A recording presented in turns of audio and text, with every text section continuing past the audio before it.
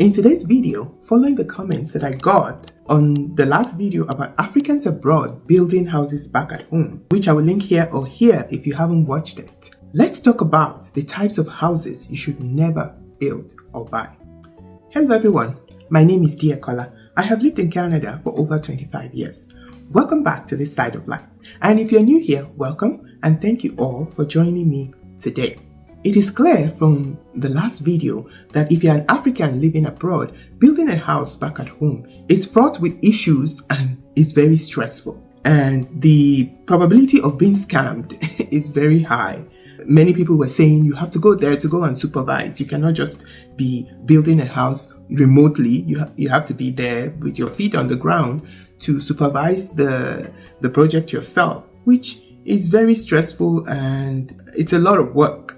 And you will agree with me that it's very risky and full of a lot of red flags that you have to be aware of. And also, it seems that it is actually better to buy than to build, because when you buy, you don't have to deal with the local landowners or omonile, as they call it in Nigeria. You can just deal with developers who build these houses and who are most of the time like corporate entities that have a reputation and have a history of building and selling these homes. So it's probably better for you to buy than to actually buy land and build by yourself. Another point that came out of the comments is that you should only build or even buy if you are planning to go back home to Africa to retire. You are planning to go back to spend significant time in your retirement in Africa. Or if you have children who are interested in these houses, who will inherit the houses, or if you have relatives that you want to leave these houses for. If you don't have any of this, then there is really no point in building or even buying. And the question now becomes, what happens to the house when your time here on earth is over and you are gone? What happens to those houses when you are not visiting? How often do you visit? And what about maintenance costs? Are you going to be maintaining a house that you are not really living in and that you just visit once in a while, like maybe 2 or 3 times a year max? Yeah, you have to ask yourself that question. And even if you decide to rent out the houses, there are horror stories about renting out your house in Africa because people will not pay their rent, they will trash the house, and you cannot remit the money back to where you are because the exchange rate just does not make any sense. And so what some people have said is that whatever money they get from their rentals in their houses back at home, they spend back at home because that's the only place where you can spend that money. So having said all that, if you must build or buy, considering everything that we've said before, then another thing that came out of the comments is that you should not be building like massive mansions and castles, because of many reasons. You don't want to have too much house for what you actually need.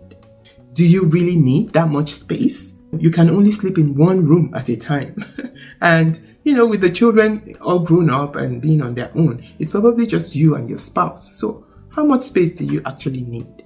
Unless, of course, you are just doing this to show off, like they say in Nigeria, I better pass my neighbor. You want to show that you are, you are all that because you are abroad and things like that. But apart from that, yeah, you don't really need big mansions if it's just going to be for you or you're not renting it out. Also, you can save money on the building if you build a smaller house that is more practical and that just meets your needs.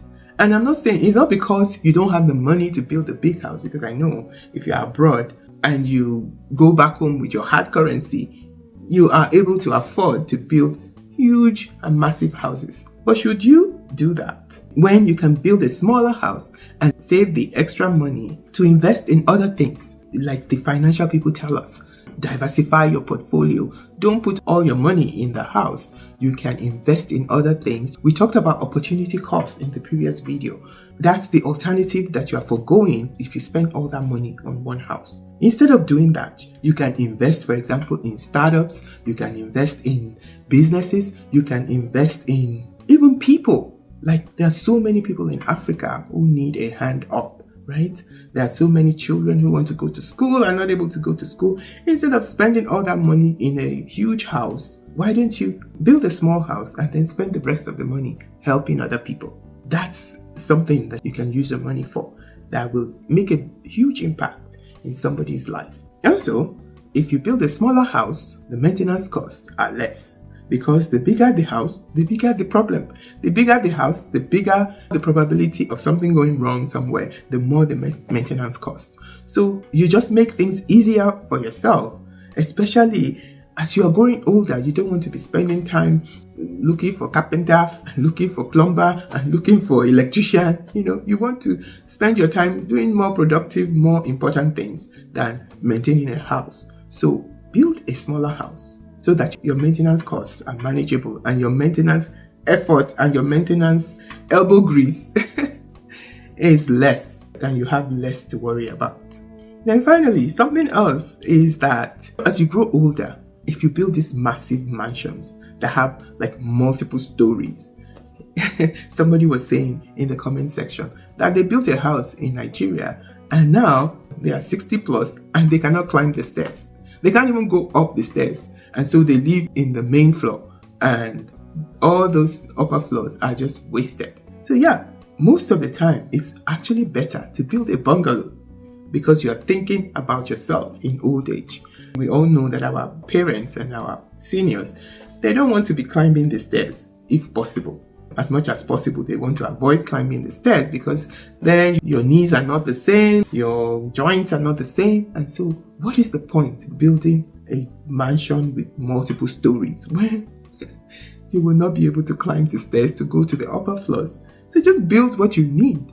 Build a bungalow that is just all on one level and you can easily move around and you can live and enjoy your house. And if you are in the category of people who are not planning to settle at home, who are planning to retire abroad and whose children are not coming home, or you don't have anybody you want to leave, any of those houses to, in this case, would it be better for you to actually rent than to build or to buy?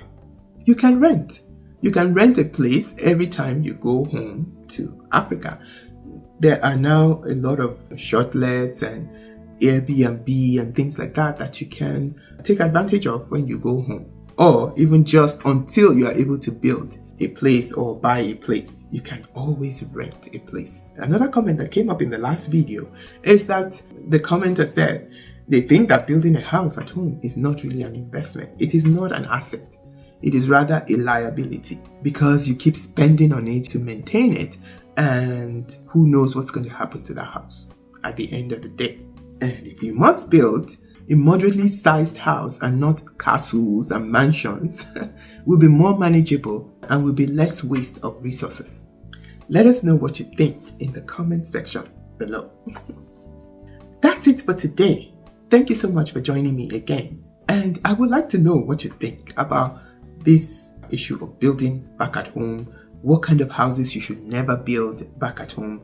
Do you agree that you shouldn't be building mansions and castles? And do you agree about renting versus buying? Let us know what you think in the comment section below.